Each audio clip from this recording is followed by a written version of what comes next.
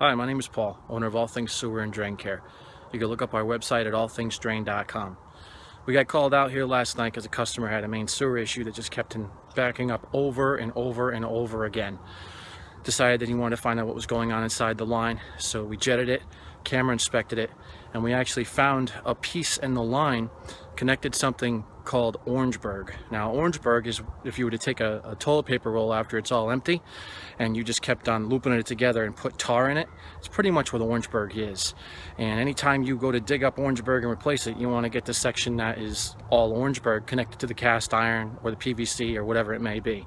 So we went ahead and hired B&J Construction to dig this up, and we found a piece in the line. I'm going to show you what that looks like. Okay, this is the piece that we found in the line. In a 4-inch line, something this big. And what this is, it's where the toilet mounts onto the toilet flange. As you can see, that little ring right there, that's where the bolts go through for the flange.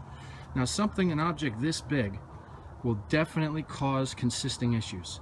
It was wedged between the fitting of the Orangeburg going into the cast iron around a corner. So we were able to have B&J Construction dig this up for us, and we replaced the Orangeburg going from the foundation wall here that was cast iron all the way out about 10 feet, connecting to 6-inch SDR, which was installed earlier, maybe 5-10 years ago, who knows.